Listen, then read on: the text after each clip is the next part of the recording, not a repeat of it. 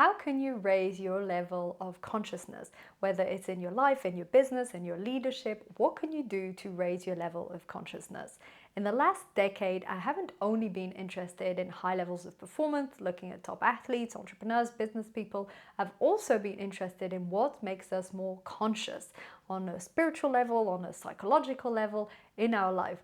Because what I've seen is the people that are high performing but have lower levels of consciousness, that does happen, they tend to be less fulfilled, less happy, less at peace, and they're constantly chasing that next goal, famous arrival fallacy, always feeling they're not there yet. And they can still be quite ambitious, driven, and have high levels of performance, but they're not fulfilled. So can we have both? Can we have high levels of performance and great outcome, but also feel at peace, content, and have a high level of consciousness?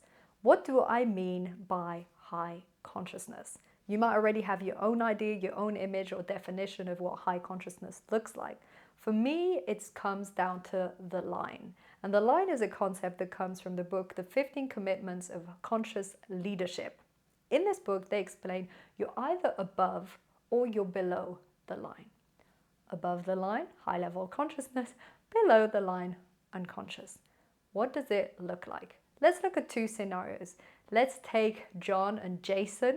John is busy, rushing, going to work, quickly drinks a coffee on the way there, doing emails all day really fast, quite defensive and prickly when people ask him questions, micromanaging his team, constantly feels stress and pressure, doesn't sleep well at night, always dreaming about work. Then we have Jason. Jason starts with a cup of tea and a morning walk, and then he arrives at work and talks with the team one-on-one to see what the priorities are for the day. When people give him feedback, he is open and receptive and wants to learn and understand what challenges are. And throughout the day, he is calm and content as he works on the most important tasks, sometimes answering the communication and the busy work, and sometimes looking at core priorities and activities. When he comes home at night, he still has energy for his family and goes to sleep and sleeps really well as he has worked on the core activities and is in a calm place. Okay, which one is conscious and which one is unconscious? We know intuitively that a lower level of consciousness, being more unconscious like John is this fast, responsive, prickliness, defensiveness, and higher level of consciousness is more calm, more grounded, more clear on prioritize, not prickly. This is what higher level of consciousness looks like. When you're unconscious, your core drive is to be right. This is when the ego takes over, you want to be right. Whereas when you're more conscious, your core priority is to learn. You're open, you're receptive, and you want to learn. And when you slip below the line, that's when you get prickly, defensive, you want to be right, and it's more ego-driven. When you look at it from a sort of more neurological perspective, you could say that when your amygdala is overly reactive, which helps you with your survival, this is when you become less conscious. This is where you're responsive immediately, you get more defensive, you're prickly. This is amygdala driven, this is fear driven. It's also what makes us do busy work. I did a previous episode where I talked about busy and focused work. Busy is also probably because your amygdala is more activated and you come from that place of fear. Now, on the other hand, when you're more conscious, this is more prefrontal cortex, for those of you who like neuroscience, and this is when you're more aware and you can step back and you're more clear about the activities that you need to do and you're less defensive and prickly and you want to learn. We can all the time, raise our level of consciousness. And there are different steps that I will explain in this episode to help us to raise our level of consciousness. The very first step, as with any transformation, any progress, it begins with awareness. Are you above or below the line? As you're listening or watching this episode, are you above or below the line? If you're above, you're feeling receptive, you want to learn, you're open-minded, you're feeling more calm. If you're below the line, you're thinking, what can this person teach me? I already know all my stuff. You're getting a bit prickly. Maybe you've already stopped listening. This is when you're below the line, you're more unconscious. If you're able throughout the day to notice when you go above the line or below the line, when you're open, in that abundant mindset, when you're receptive and you want to learn, but this when you're closing down and shutting down and defensive, and maybe more in a victim mindset perspective, That's when you go below the line and you're unconscious. If throughout the day you have this awareness and you're able to notice when you shift from one to the other, this will help you to regulate it and go more often in a place of consciousness, because you can snap out of it. You'll suddenly realize, oh, I was unconscious again. I wasn't fully aware. I wasn't really present. And this is why I was snappy or defensive, or I procrastinated and did something else. All of the behaviors we want to avoid and we don't like in ourselves and in other people, they're all unconscious. All the things such as procrastination, avoidance, being unkind, being mean, being bossy, all of these are unconscious, and all the behaviors we like and admire in other people and in ourselves are all conscious behaviors. Being kind, being open and receptive, being ambitious, willing to learn, excited about life, all of these are conscious behaviors. We know this in ourselves. We know when we're off and we're going against life and we're not really in tune and aligned. But sometimes if we don't have this awareness, or we haven't learned the tools, or we haven't discovered this, we can spend months or years in a place of constantly being below the line. That doesn't feel too good. That generally looks like burnout, depression, unhappiness. This is when you're below the line the whole time. Now, you can still be outwardly very successful. You can still have a great position in a business or career. You can still be doing very well, but you're constantly below the line, like the example I gave with John at the beginning. If you want to shift above, first awareness, realize, oh man, I've been below the line the whole time. Then you want to start to incorporate practices that help you to more naturally go in this place of high consciousness. And it's nothing uncommon, it's nothing very difficult. It's things like walking in silence in nature, not plugged in with a podcast or in conversation, just on your own in nature. Which this directly raises your level of consciousness. Listening to calm music, classical music, also raises your level of consciousness. Just being in silence and quiet and calm, meditating. This also raises your level of consciousness.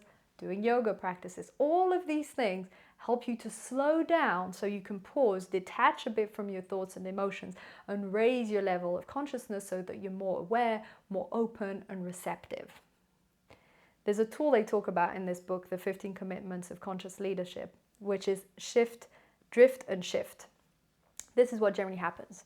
You're above the line, something happens, you drift, and then you're below the line. But then you need to learn to shift and go above it again. This is what it looks like in practice. You're feeling good, everything's fine, you suddenly receive an email. That's so something happens. You drift. Drift looks like getting annoyed, frustrated, upset, angry, all sorts of emotions that could come up. Anything that's kind of not happy about the situation. So this high level of frustration, annoyance, upset. It could also be a mid-level of annoyance and upsetness. When this happens, you're drifting. As you drift, if you don't catch it, if you don't have the awareness, that could ruin your whole day. That's one single email or meeting or comment could ruin your day, because that's all you think about, and you stay in this place of unfairness, anger, irritation. You've gone below the line. And you stay there, and then you bring that energy back to home and to your family, and then everyone's in a bad mood at the end of the day, and it was all because of that one comment or email. Doesn't really seem worth it, right?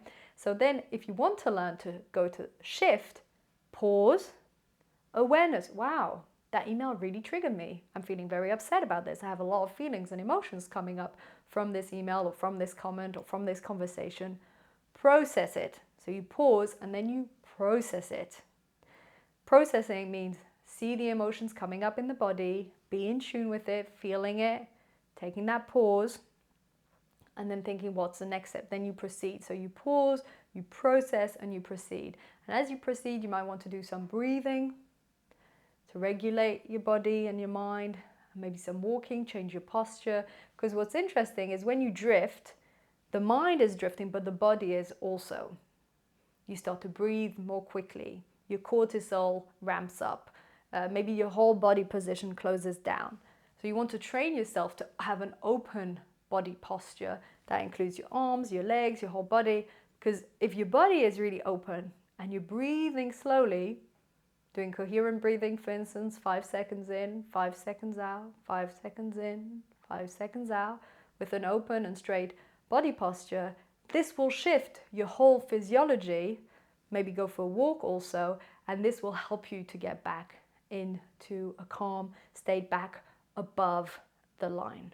And you can use tricks. You can listen to a certain music or a certain song that triggers you back in the be in a good place.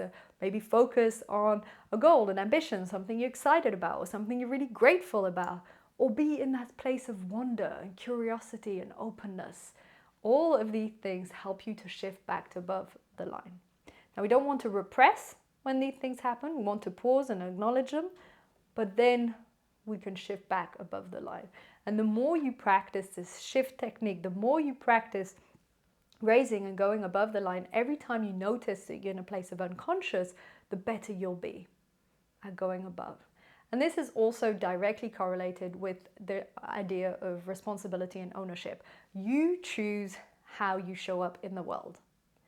Not people around you, not circumstances, not the weather, not the political situation. You choose how you talk, how you manage your emotions, how you show up, your level of dedication and commitment in your work.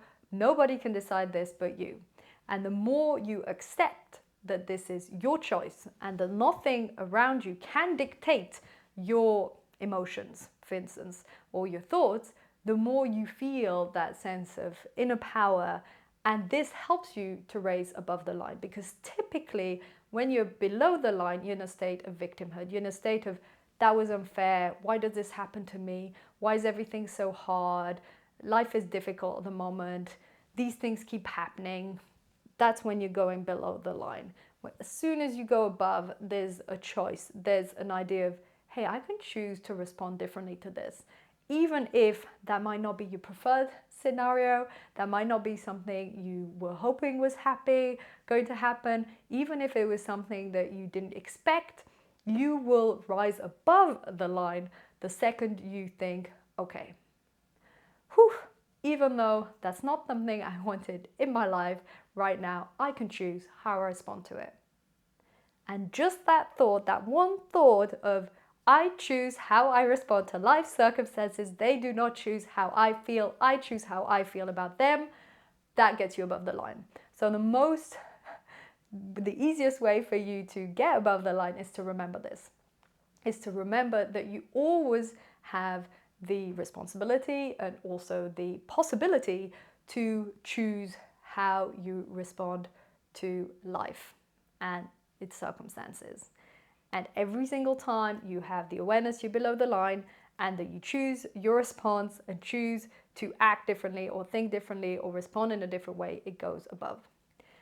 I remember once in a workshop that I was giving that someone said, but this takes a lot of effort. It takes a lot of willpower and discipline. Like when things are hard and tough and things aren't working, to get, to still show up and feel good, that's kind of hard. And the truth is, yes, it is. When he said that to me, I remember laughing and thinking, yeah, of course it's hard. But what's the alternative? The alternative is being miserable all day because of that one email or comment, or feeling in a constant place of victimhood because things aren't going your way or they're not what you want out of life. What do you choose? Do you choose to constantly feel miserable because you're below the line and you stay in this place of victimhood and life is hard and why is everything so difficult forever? That's how you want to spend your life on earth? Or, yeah, bit of willpower, bit of discipline, but hey, how can I respond to this? This is challenging, this is hard, you acknowledge it, self-compassion. I'm not saying everything is easy, on the contrary, but okay, these are the circumstances. How will I respond to this? What's the best way I can show up with the cards I've been dealt? Those are the cards, you're playing poker, that's your hand. How do you show up with it? You don't always get to pick the cards. You almost never get to pick the cards. But you get to pick what you do with them. So yes, it's hard. It demands willpower, it demands discipline. You'll fall, you won't manage. Some days you'll be like, oh, I want to be above the line and be so conscious. and you'll get all upset and triggered and be in a bad mood and upset. And on top of that, there's the weather and there's your hormones and there's people around you and there's past trauma that gets re-triggered, etc., etc. So some days, yes, you won't manage. Many days I don't manage. You won't manage. We all don't manage. But that doesn't matter. What matters is how often you try, and the more you do it, the more you put in the reps, the more likely it is that other days you might surprise yourself. You might suddenly be in a situation that in the past would have really irritated you or triggered you or annoyed you, and might be able to just laugh at it and let go within a few minutes. But that didn't happen on its own. That didn't happen because you suddenly became a monk and you had all this wisdom and you were able to just laugh at this small little failure or problem.